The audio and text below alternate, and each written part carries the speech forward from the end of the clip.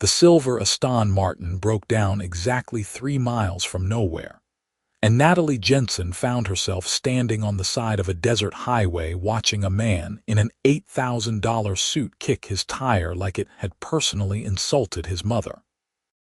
"I don't think that's going to fix it," she called out the window of her beat-up Honda Civic, pulling onto the shoulder behind him. The man turned, and Natalie felt something catch in her chest.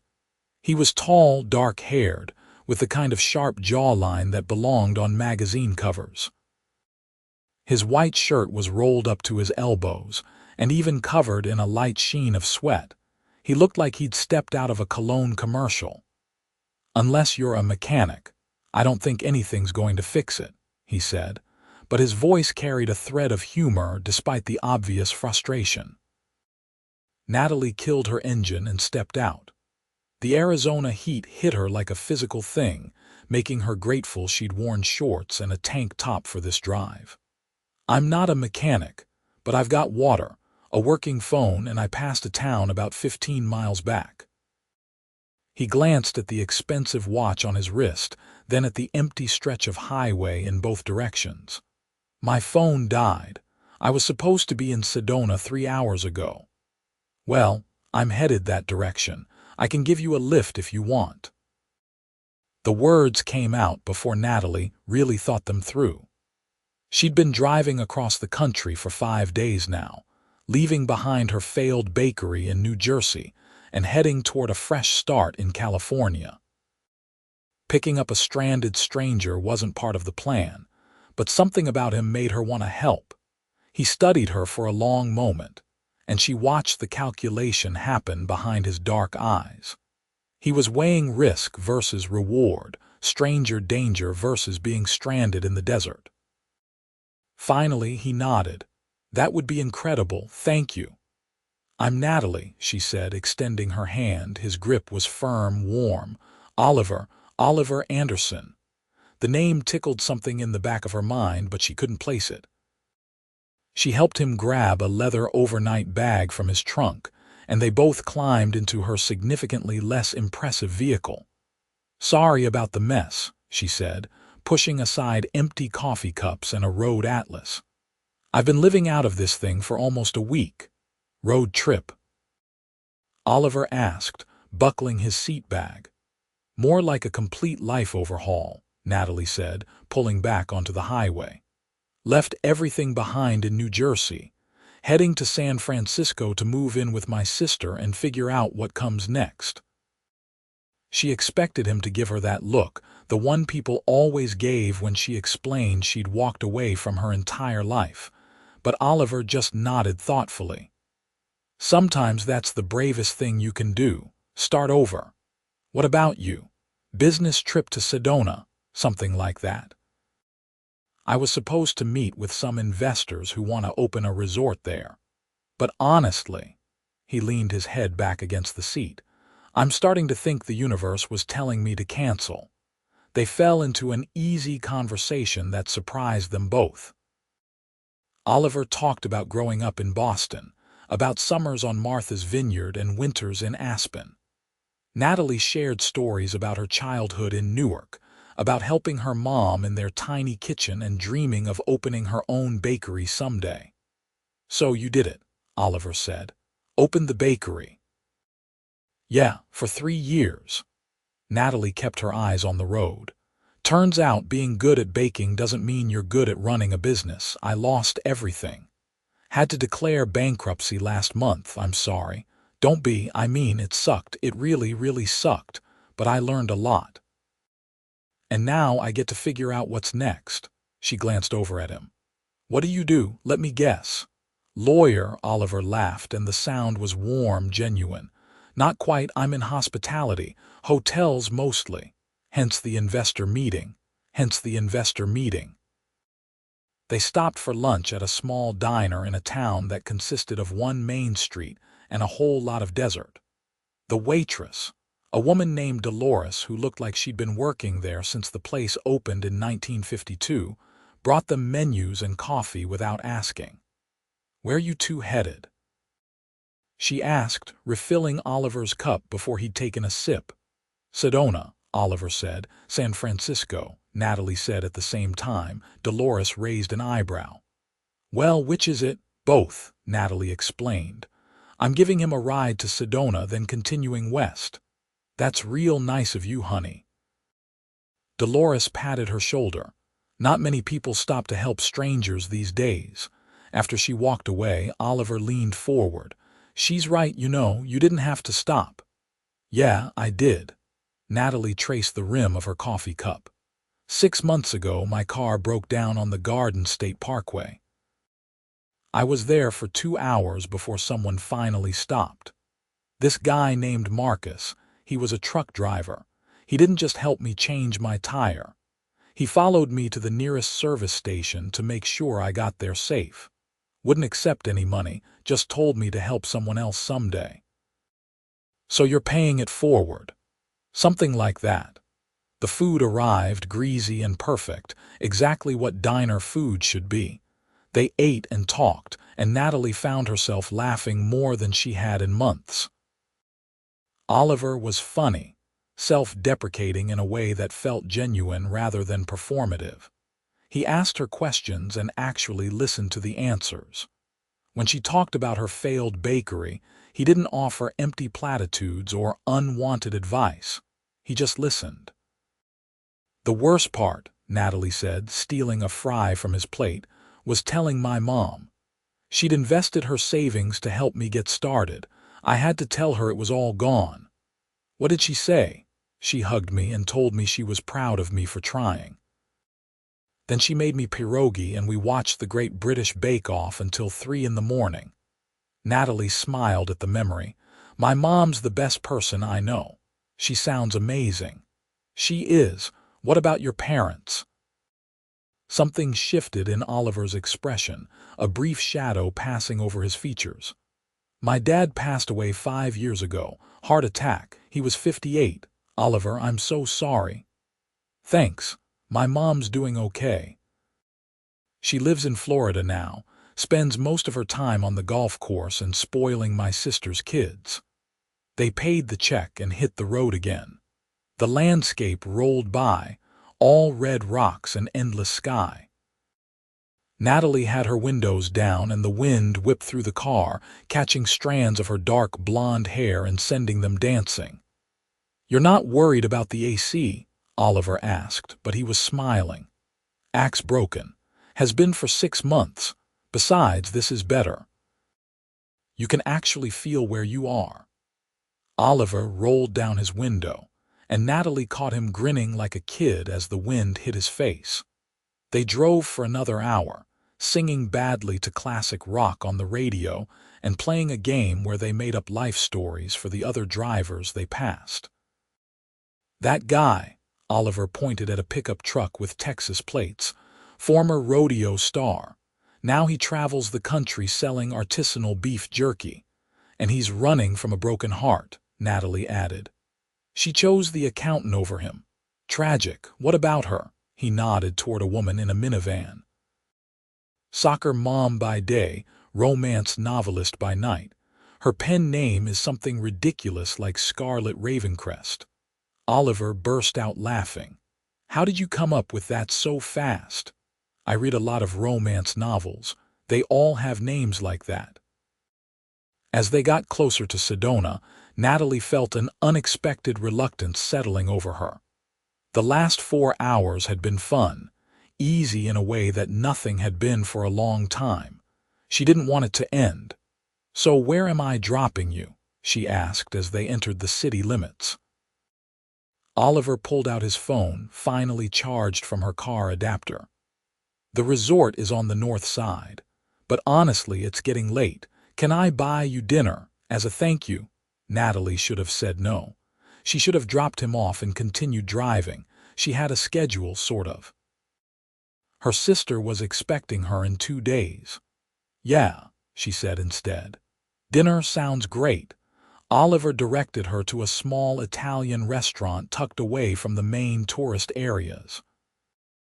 The host greeted Oliver by name, which should have been Natalie's first clue, but she was too busy taking in the cozy atmosphere. and the smell of garlic bread to think too hard about it. They were seated at a quiet table in the corner, and Oliver ordered a bottle of wine that Natalie was pretty sure cost more than her car payment used to. "So tell me the truth," Natalie said after they'd ordered. "You're not just in hospitality, are you? You're somebody. The host knew your name. You're wearing a watch that probably costs more than everything I own." Oliver had the grace to look slightly embarrassed. "I didn't lie, I am in hospitality." "But," he sighed, setting down his wine glass, "but I own the company, Anderson Hotels. We have properties in 15 countries. Natalie sat back in her chair, processing. Anderson Hotels. She'd heard of them. 5-star luxury, the kind of places that showed up in travel magazines and Instagram feeds. "So you're not just rich. You're really rich." "Does it matter?" The question was genuine, not defensive. Natalie thought about it. "I guess not. You were still a guy stranded on the side of the road. You still laughed at my terrible jokes and sang off-key to Journey. For the record, you were the one singing off-key. We were both terrible." She leaned forward. "But seriously, why didn't you tell me?" "Because it was nice being just Oliver for a few hours. Not Oliver Anderson, CEO. Not the guy everyone wants something from. Just a person having a conversation with another person." Natalie understood that more than he probably realized. Before the bakery failed, she'd been Natalie Jensen, successful small business owner. People had respected her, looked up to her. Now she was just Natalie Jensen, the girl who couldn't make it work. The food arrived and they kept talking.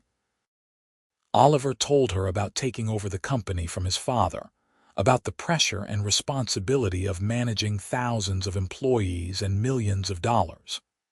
Natalie shared more about her bakery, about the early mornings and the regular customers who became friends. "There was this one woman, Mrs. Chen," Natalie said, twirling pasta on her fork. "She came in every Wednesday for 3 years. Always ordered the same thing. A plain bagel with butter and a small coffee. When I had to close, she cried. She actually cried and told me I was like a granddaughter to her. That's beautiful." It was. But it also made me realize that I wasn't just serving food. I was creating a space where people felt cared for. That's what I miss most. Not the baking, but the connection. Oliver reached across the table and his hand covered hers. The touch was warm, solid, sending electricity up her arm. "You'll create that again. Wherever you end up, whatever you do, that's who you are. You can't help but make people feel cared for." Natalie's breath caught. They'd known each other for less than a day, but the way Oliver looked at her, really saw her, made her feel like she'd been wandering in the dark and someone had finally turned on a light. "Come with me," Oliver said suddenly.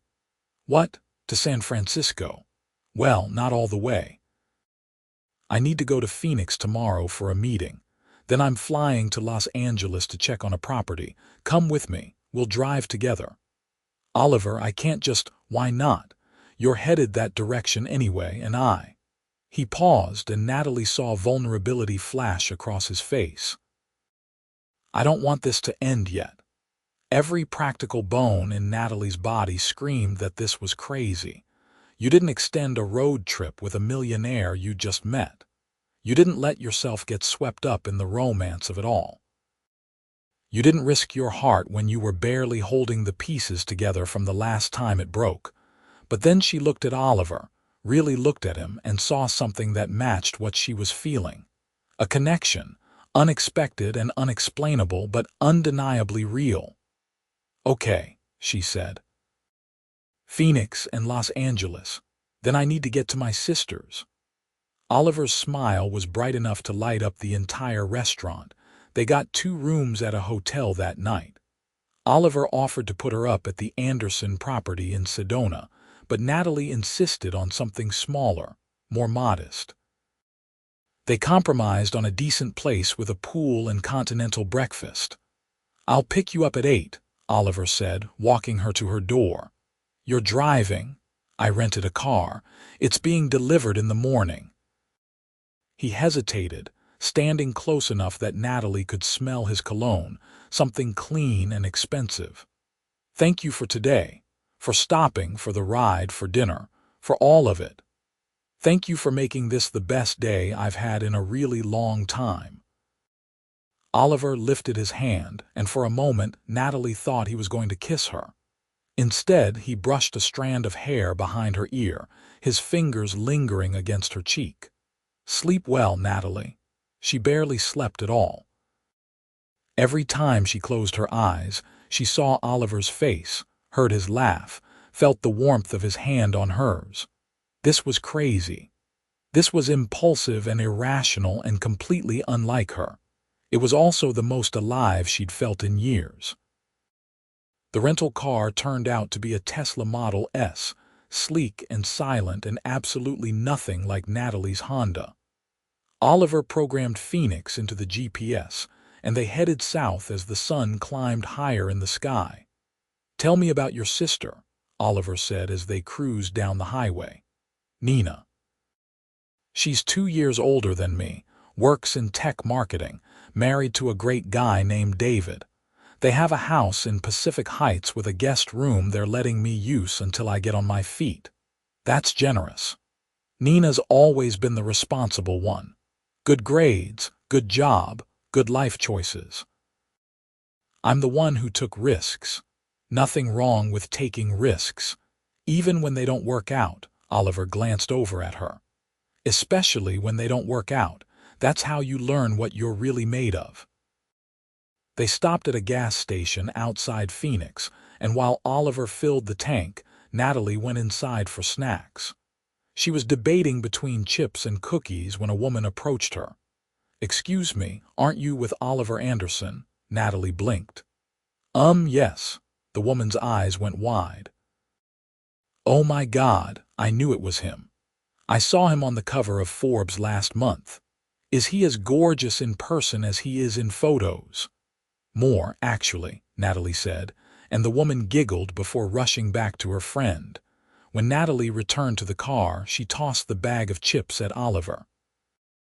"You were on the cover of Forbes." He had the decency to look sheepish. "It wasn't my idea. They did a piece on hospitality industry leaders." "What else haven't you told me?" "I have a scar on my left knee from a skateboarding accident when I was 12. I can't whistle. And I'm terrified of birds." Natalie laughed.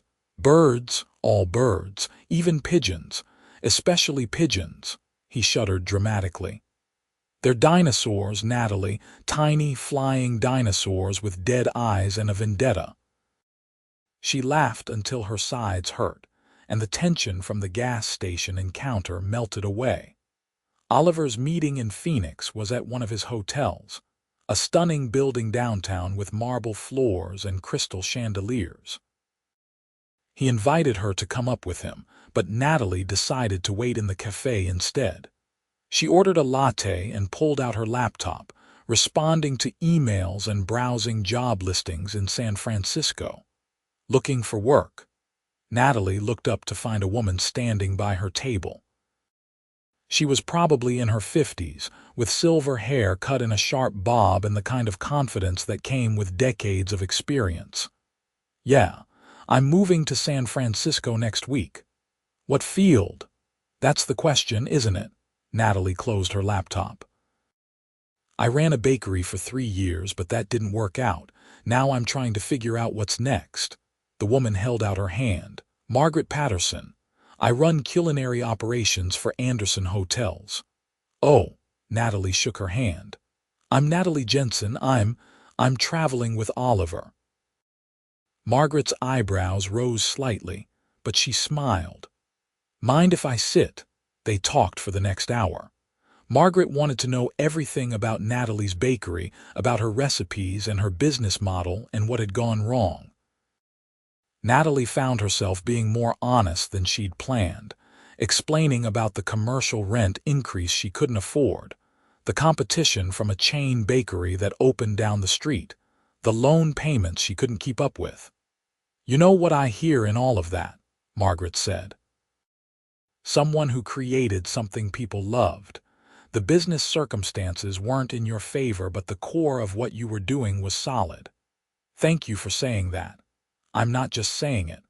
Look, I don't know what your situation is with Oliver, and it's none of my business. But if you're interested, I'm always looking for talented people. We have properties all over the world, and we're constantly developing new restaurant concepts. Someone with your background could be valuable. Natalie felt a flutter of possibility in her chest. I appreciate that, really. But I think I need to figure out who I am outside of baking first. Fair enough. But take my card. If you change your mind or if you just want to talk, call me. Oliver found her 20 minutes later, and they grabbed lunch before heading to Los Angeles. The drive took them through the desert again, but this time Natalie felt different. Lighter, maybe. Like the conversation with Margaret had opened a door she didn't know existed. You're quiet, Oliver observed, just thinking. I met someone while you were in your meeting. Margaret Patterson. Oliver's face brightened. Maggie, she's incredible, one of the best people I've ever worked with. She offered me a job. Well, kind of. She said to call her if I was interested. Are you? Natalie watched the landscape roll by. Maybe, I don't know. I told myself I was done with food service. But talking to her made me remember why I loved it in the first place.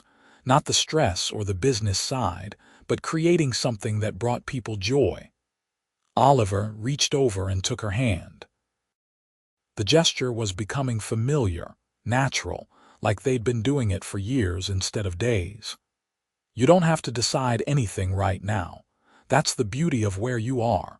Everything's open. They reached Los Angeles as the sun was setting, painting the sky in shades of orange and pink. Oliver's hotel was in Santa Monica, right on the beach. This time, Natalie didn't argue when he insisted on getting her a room. I need to check on the restaurant tonight, Oliver said as they rode the elevator up to their floor. But tomorrow, if you're free, I'd love to show you around the city. I've never been to Los Angeles. Then we definitely need to explore. Natalie's room was beautiful, with floor-to-ceiling windows overlooking the ocean. She stood at the glass, watching the waves crash against the shore, and let herself feel everything she'd been holding back. She was falling for Oliver. Maybe she'd been falling since the moment she saw him kicking his tire on the side of the road. It was terrifying and exhilarating and completely impractical. He was a millionaire CEO with a life that probably included galas and board meetings and decisions that affected thousands of people. She was a failed baker living out of her car and trying to figure out what came next. But when they were together, none of that seemed to matter. Her phone rang. Nina, hey sis, I'm in LA. I'll probably be there in 2 days. 2 days? Nat, you were supposed to be here yesterday. I know, I'm sorry. I picked up a stranded guy and ended up extending the trip a bit. You picked up a stranger? Are you insane? Probably. But Nina, he's amazing. His name is Oliver, and he's smart and funny, and he looks at me like I'm the most interesting person in the world. There was a long pause. You like him? I really do, and I think he likes me too. Natalie, be careful. You're in a vulnerable place right now. Don't let yourself get swept up in some road trip romance that's going to fall apart as soon as real life kicks in. I know, you're right. I'm being careful. But as Natalie hung up and got ready for bed, she knew she was lying. She wasn't being careful at all. She was falling, fast and hard, and the scariest part was that she didn't want to stop. Oliver knocked on her door at 9 the next morning with 2 cups of coffee and a smile that made Natalie's heart skip. Ready for an adventure, they spent the day being tourists. Oliver took her to Venice Beach, where they watched street performers and browsed vendor stalls selling everything from handmade jewelry to questionable T-shirts. They had lunch at a taco stand that Oliver swore made the best fish tacos in California, and Natalie had to admit he was right. How do you even know about this place? She asked, licking salsa from her thumb. I worked here one summer during college. Needed to learn the business from the ground up, so my dad made me take jobs at all levels. I spent 3 months bussing tables at our hotel in Malibu and eating lunch here every day. Your dad sounds like he was a smart man. He was, tough but fair. He built the company from nothing, started with one hotel in Boston and grew it into what it is today. Oliver stared out at the ocean. Sometimes I worry I'm going to screw it all up. Oliver, you're not going to screw it up. How do you know? Because you care. Because you worked at that taco stand and you know Margaret by her nickname and you actually listen when people talk. That's not someone who's going to run a company into the ground. Oliver turned to look at her, and the intensity in his gaze made Natalie's breath catch. How are you real? What do you mean? I mean, how did I get lucky enough to have my car break down exactly where you were driving? How did I end up spending 3 days with someone who sees me, really sees me, not just the money or the company or the name? Maybe the universe decided we both needed this, Natalie said softly. Oliver leaned in, and this time he didn't stop. His lips met hers, gentle at first, then deeper as Natalie's hands came up to cup his face. The kiss was everything. It was the desert highway and bad singing and late-night conversations. It was possibility and hope and the terrifying, beautiful feeling of falling in love. When they pulled apart, Oliver rested his forehead against hers. Come to Malibu with me. I need to check on the hotel there, stay another day. I should get to San Francisco. Nina's expecting me. One more day, please. Natalie knew she should say no. Every additional day made this harder, made the inevitable goodbye more painful. But she couldn't resist the hope in his eyes, the feeling of his hand in hers. One more day. The hotel in Malibu was different from the others. Smaller, more intimate, with a private beach and bungalows that felt like a hidden paradise. Oliver spent 2 hours meeting with the property manager while Natalie explored the grounds. She found herself in the kitchen, watching the chef prep for dinner service. Can I help you? The chef asked, not unkindly. Sorry, I didn't mean to intrude. I used to run a bakery. I miss being in a kitchen. The chef's face brightened. You're serious, because my pastry person just quit and I'm drowning.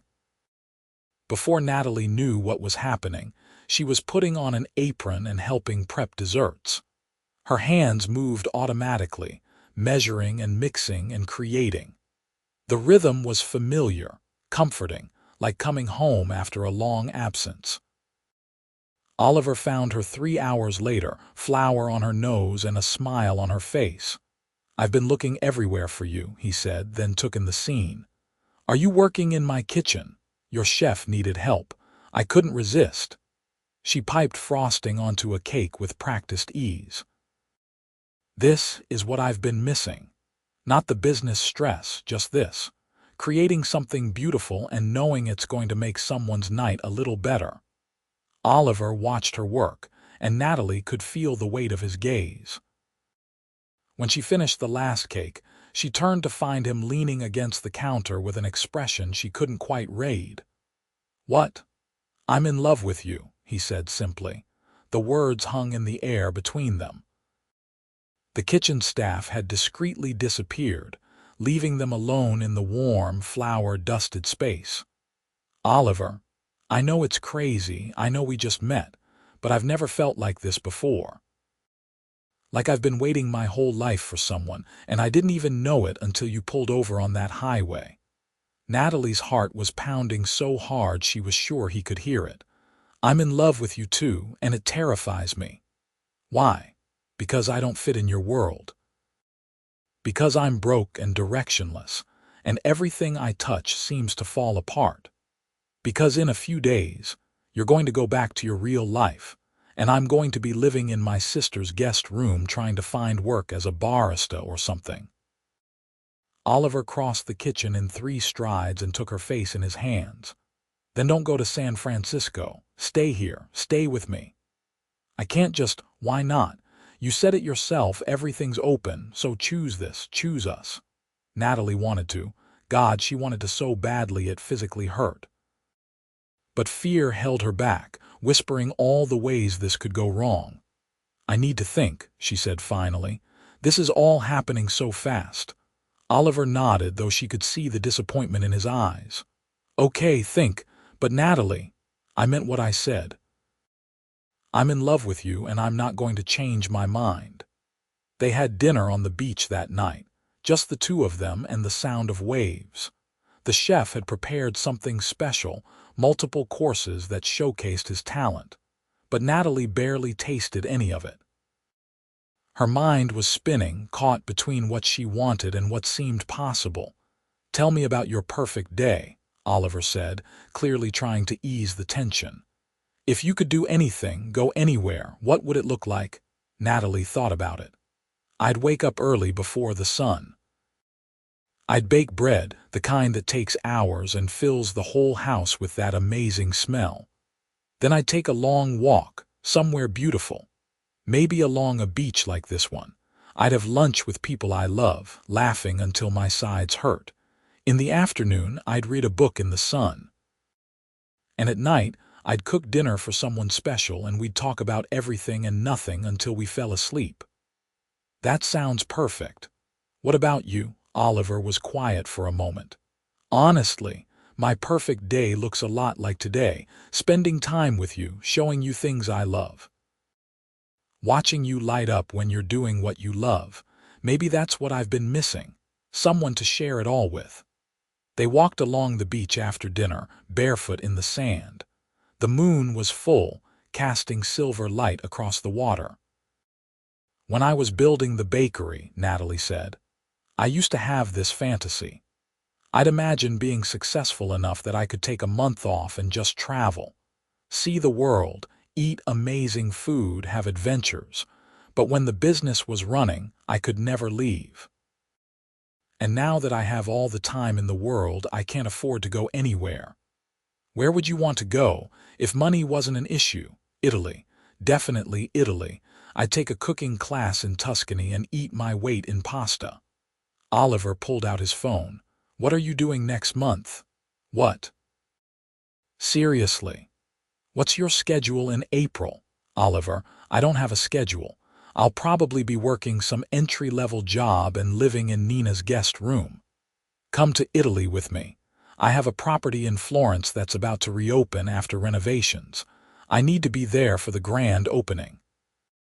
Come with me. That's insane. Is it? Or is it the universe giving you exactly what you asked for? Natalie laughed, but it came out shaky. You can't just invite me to Italy. I can do whatever I want. One of the perks of being a millionaire, remember? He stepped closer. I'm serious, Natalie. Come to Italy. Come to Florence and Tuscany and Rome. Stay in my hotels, eat amazing food, take cooking classes. Let me show you the world. And then what? I become what? Your travel companion. The woman you fly around the world while I have no job, no purpose of my own. Oliver flinched, and Natalie immediately regretted her words. I'm sorry, she said. That came out wrong. No, you're right. I wasn't thinking about how that would feel for you. He ran a hand through his hair. I'm doing this all wrong. I've never done this before, Natalie. Never met someone I wanted to build a life with. I'm just throwing things out there hoping something sticks. What do you mean, build a life? I mean exactly that. Not you trailing after me while I work. Not some kept woman situation. I mean figuring out how to build something together. You want to cook. We have restaurants in every hotel. You want to open another bakery. I'll invest. You want to do something completely different. We'll figure it out together. You do that. I'd do anything to make this work. Natalie felt tears prickling her eyes. I'm scared. I've already failed once. I've already lost everything. What if I mess this up too? Then we'll figure it out together. But Natalie, you can't let one failure define the rest of your life. You took a risk and it didn't work out. That doesn't mean you stop taking risks. It means you're brave enough to try again." They stood there in the moonlight, and Natalie felt something shift inside her. Maybe Oliver was right. Maybe she'd been so focused on protecting herself from more pain that she'd forgotten how to let herself be happy. "Okay," she said. "Okay. Okay, I'll come to Italy. But Oliver, I need to do this right. I need to get to San Francisco, spend time with my sister, find some kind of work. I need to feel like I have my own life before I can share it with you." Oliver's smile was brighter than the moon. "That's all I'm asking. Take whatever time you need. Just promise me this isn't goodbye. It's not goodbye." Natalie stood on her toes and kissed him. "It's see you soon." They spent one more night in Malibu, talking until the sky started to lighten. Natalie told Oliver about her dreams, the ones she'd pushed aside when the bakery consumed her life. She wanted to write a cookbook someday. She wanted to travel to all 7 continents. She wanted to learn to surf and speak Italian and make the perfect croissant. Oliver shared his own dreams, the ones that had nothing to do with hotels or business. He wanted to learn to paint. He wanted to take a year off and just explore, no schedule or responsibilities. He wanted a family someday, kids who would grow up knowing they were loved. "My dad died before I could tell him I was ready to take over the company," Oliver said as dawn broke over the ocean. "I was still in my 20s, still figuring things out. Suddenly, I had all this responsibility and no one to ask for advice. I threw myself into work because it was easier than dealing with the grief. But somewhere along the way, I forgot to live." "You're living now," Natalie said, lacing her fingers through his. "Because of you." Natalie drove north the next morning, alone in her Honda. They'd said goodbye in the hotel parking lot, Oliver holding her for a long time before finally letting go. 2 weeks, he'd said. "Give me 2 weeks to finish up my obligations here, and then I'm coming to San Francisco. We'll do this right. Dates, meeting your sister, all of it. I'd like that.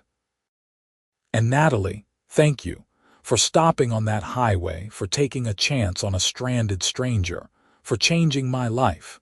You changed mine too." The drive to San Francisco felt longer than it should have, even though it was less than 5 hours. Natalie kept glancing at her phone, finding messages from Oliver. Photos of the beach, random thoughts, terrible jokes that made her laugh out loud. Nina was waiting on the front steps when Natalie pulled up. She took one look at her sister's face and said, "You slept with him." "What? No." "Nina, I didn't sleep with him. But you wanted to." "Is it that obvious?" Nina pulled her into a hug. "You're glowing. I've never seen you like this." They spent that evening on Nina's back deck, drinking wine and catching up. Natalie told her everything, from the broken-down Aston Martin to the beach in Malibu. Nina listened, asking questions and making appropriately impressed noises. "So he's really a millionaire," Nina said.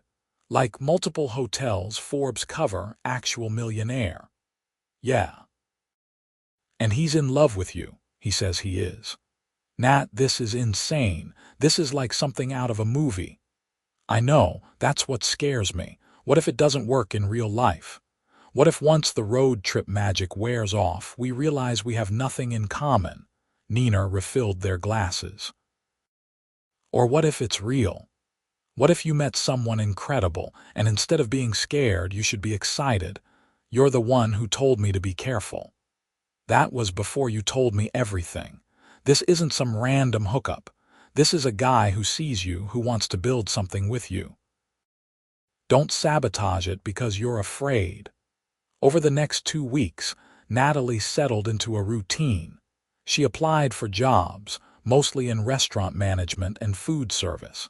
She had coffee with a few of Nina's friends who worked in the industry. She went for long runs along the waterfront and helped Nina organize her pantry, and she talked to Oliver every day, sometimes for hours, sometimes just quick messages. He sent her photos from Boston, where he was dealing with some corporate issue. She sent him pictures of the Golden Gate Bridge and the sourdough bread she'd made for Nina's family. "When are you coming?" she asked one night on the phone. "3 more days. I promise." "How are the job applications going?" "Okay, I guess. I had an interview at a restaurant in Union Square." They seemed interested. "That's great." There was something in Oliver's voice, a hesitation that made Natalie sit up. "What is it?" "I want to ask you something, but I don't want you to think I'm trying to control your decisions. Just ask. Have you thought more about calling Margaret?" About the hospitality industry. Natalie had thought about it, actually. The conversation with Margaret kept coming back to her, especially late at night when she couldn't sleep. A little. "But Oliver, if we're going to do this, try to build something real. I can't work for your company." "That's too much. I need something that's mine." "I understand. But what if it was yours? What if you weren't working for Anderson Hotels but creating something new?" "What do you mean?" "I've been thinking about this a lot. The company is expanding, but we're missing something. Our restaurants are fine, good even, but they're not special. They don't have soul. We need someone who understands that food is about more than just sustenance. It's about connection and comfort and creating moments people remember."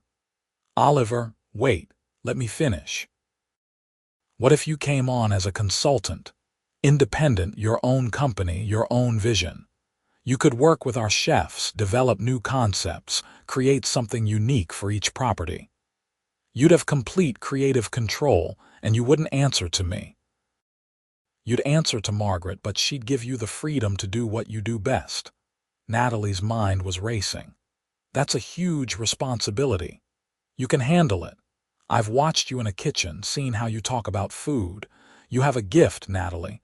Don't let one failed bakery make you forget that." "I need to think about it." "Take all the time you need. Just promise me you'll consider it." That night, Natalie lay in bed and let herself imagine it. Traveling to different hotels, working with talented chefs, creating menus and concepts that made people feel something. It was bigger than her little bakery had ever been. More ambitious, more risky, more everything. It was also exactly what she wanted. She called Margaret the next morning. "Natalie, I'm so glad you reached out." They talked for over an hour.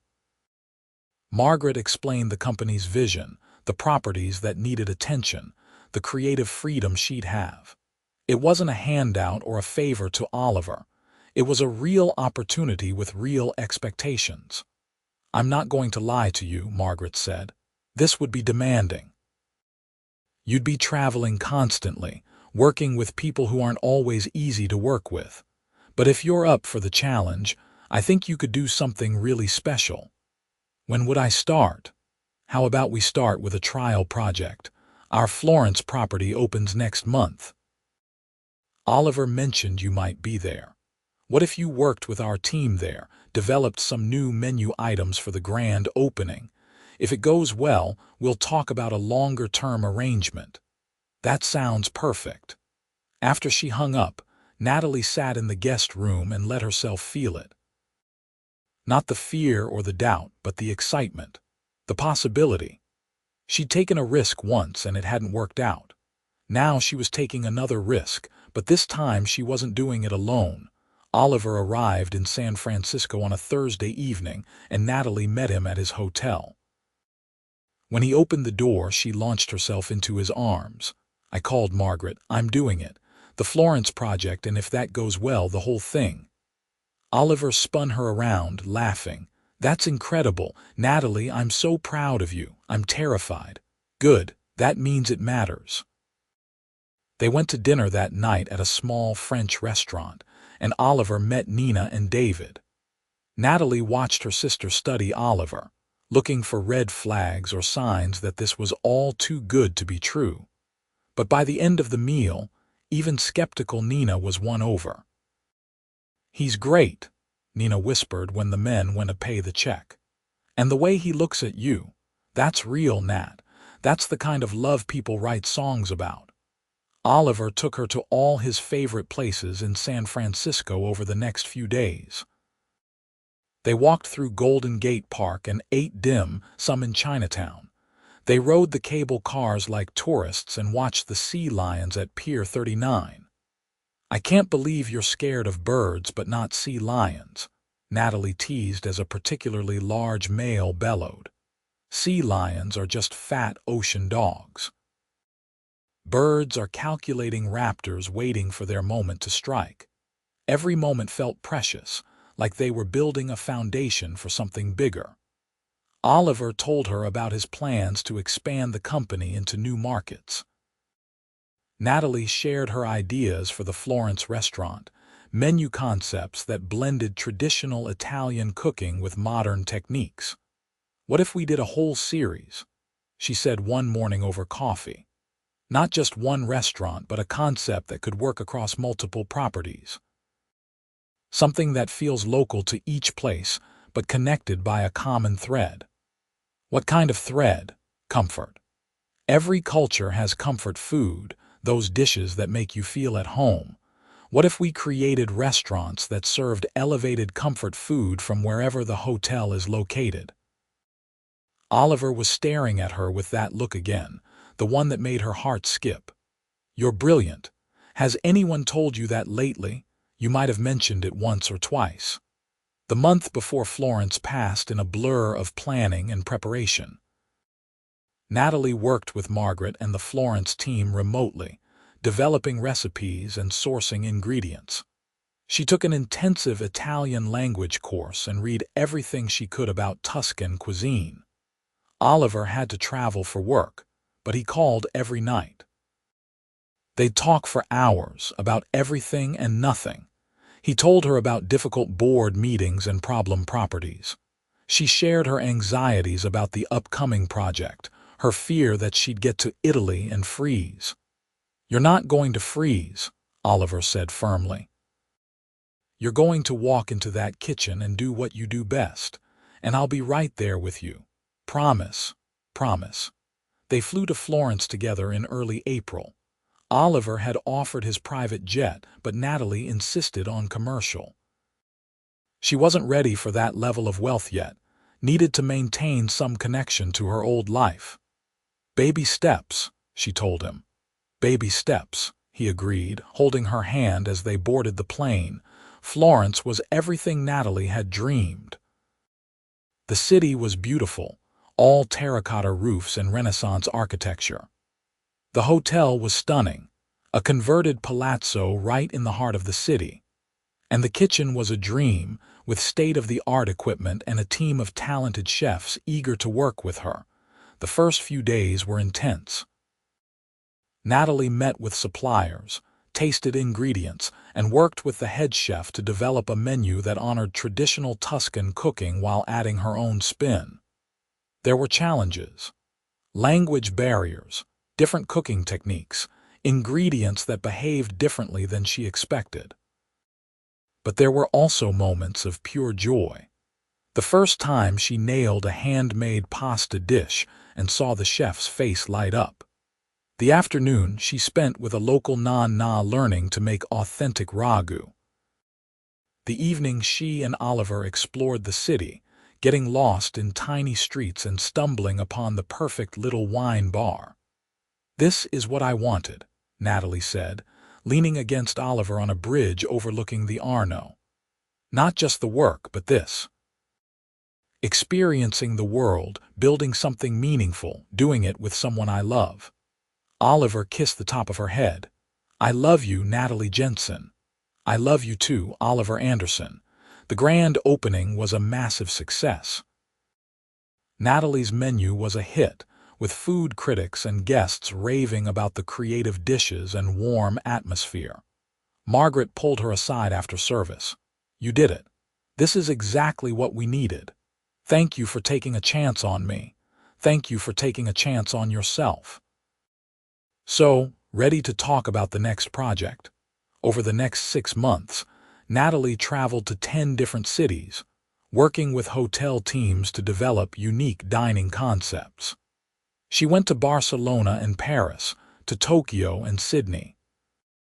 Oliver joined her whenever he could, and when he couldn't, they talked every day. It wasn't always easy. There were nights when Natalie was exhausted and homesick, when she questioned whether she was good enough for this role. There were times when Oliver's schedule kept them apart for weeks, when she wondered if their relationship could survive the distance. But they worked through it. They learned to communicate, to be honest about their needs and fears. They made time for each other, even if it was just a video call while Natalie prepped in a kitchen halfway around the world. And slowly, they built something real. In September, Oliver surprised her by flying to London, where she was working on a project. He picked her up from the hotel and drove her out to the countryside. "Where are we going?" Natalie asked. "You'll see." They ended up at a small cottage with a view of rolling hills and grazing sheep. Oliver had arranged for a private chef to prepare dinner, and they ate outside as the sun set. "Natalie, this year has been the best of my life," Oliver said after they'd finished eating. "Working with you, watching you bloom, building this relationship, I've never been happier." "Me neither. I know we haven't been together that long. I know some people might think we're rushing things. But I also know that I want to spend the rest of my life with you. I want to wake up next to you every morning and fall asleep beside you every night. I want to travel the world with you and build a home with you and make a family with you." Oliver slid off his chair and onto one knee, pulling a small box from his pocket. Inside was a ring, a simple diamond on a gold band. "Natalie Jensen, will you marry me?" Natalie was crying, happy tears streaming down her face. "Yes, God, yes. Oliver, yes."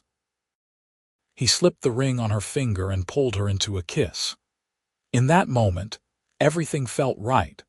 The failed bakery, the broken-down car, the scary leap into the unknown, it had all led her here, to this man, to this life.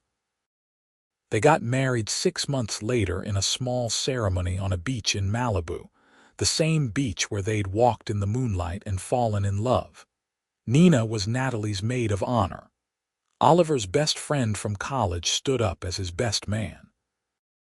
Margaret was there, along with 50 of their closest friends and family. Natalie's mom cried through the whole ceremony, clutching a tissue and beaming with pride. Oliver's mom hugged Natalie afterward and told her she was the daughter she'd always wanted. "Your dad would have loved her," she whispered to Oliver. "He really would have." They honeymooned in Italy, revisiting Florence and spending 2 weeks in Tuscany. Natalie took that cooking class she'd dreamed about, and Oliver attempted to paint the landscape. They ate too much pasta and drank too much wine and made love in a villa with views of vineyards. "We should buy a house here," Natalie said one morning, lying in bed and watching the sunrise. "Should we? Somewhere we can come when life gets too crazy, a place that's just ours." "I'll call a realtor tomorrow." Life settled into a beautiful rhythm after that. Natalie continued to consult for Anderson hotels, but she scaled back her travel. She and Oliver bought an apartment in San Francisco and that villa in Tuscany. They adopted a dog, a golden retriever named Biscuit, who was afraid of absolutely nothing, including Oliver's birds. 2 years after they got married, Natalie published her cookbook. It was called Comfort and Joy, Recipes from Around the World, and it featured dishes she'd developed during her travels. The book became a bestseller, and Natalie found herself doing book tours and cooking demonstrations. Oliver was there for all of it, cheering her on and being proud. He'd stepped back from some of his CEO responsibilities, bringing in a management team so he could focus on the parts of the business he truly loved. He spent more time on creative development, working with Margaret and Natalie to expand their restaurant concepts. On their 3rd anniversary, Natalie had news. "I'm pregnant," she told Oliver over dinner at their favorite restaurant. Oliver's face went through about 17 different emotions before landing on pure joy. "Really? Really? I'm due in January. We're having a baby. We're having a baby." Their daughter, Olivia Marie Anderson, was born on a snowy January morning. She had her father's dark hair and her mother's blue eyes, and from the moment she entered the world, she owned their hearts completely. Natalie took 6 months off work to be with Olivia, and Oliver worked from home as much as possible. They traded off diaper duty and midnight feedings. They marveled at every tiny milestone, every smile and giggle. You ever think about where we'd be if your car hadn't broken down? Natalie asked one night, nursing Olivia while Oliver dozed on the couch. He opened one eye. All the time. But then I figure the universe would have found another way. We were meant to find each other. You really believe that? I really do. When Olivia was 2, they gave her a little brother, named Noah. The family moved to a bigger house in San Francisco, one with a yard for Biscuit and enough space for all of them. Natalie opened a small test kitchen attached to the house, where she developed recipes and taught cooking classes on weekends. Oliver scaled back even more at work, wanting to be present for his kids in a way his own father never got to be. He coached Noah's little league team and helped Olivia with her school projects. He and Natalie had date nights every week, making sure their relationship stayed strong amid the chaos of raising kids. On their 10th anniversary, they returned to that stretch of highway in Arizona where it had all begun. Oliver had tracked down the exact spot where his Aston Martin had died. "We should put up a plaque," Natalie joked as they stood on the shoulder, watching cars zoom by. "I'm serious. Right here, this spot, this is where my life really started. Mine too." They'd brought the kids and Olivia was getting impatient. "Can we go now? You said there would be ice cream." "Yes, baby, there will be ice cream," Oliver said, scooping her up. As they drove away from that stretch of highway, heading toward the rest of their lives, Natalie thought about everything that had happened. The broken-down car, the impulsive decision to offer a ride, the road trip that turned into forever. She'd lost her bakery and thought her life was over. Instead, she'd found something better, a partner who believed in her, work that challenged and fulfilled her, a family that made every morning worth waking up for. "What are you thinking about?" Oliver asked, reaching over to take her hand. "Just how lucky I am, how grateful. Me too." He lifted her hand and kissed it. Every single day. In the back seat, the kids were arguing about which movie to watch that night. Biscuit was sleeping with his head on Noah's lap. The sun was setting over the desert, painting the sky in shades of orange and pink. And Natalie felt it, deep in her bones. This was exactly where she was supposed to be, not in the life she'd planned, but in the one she'd found along the way. The one that started with a broken-down car and a woman brave enough to stop, the one that led to forever.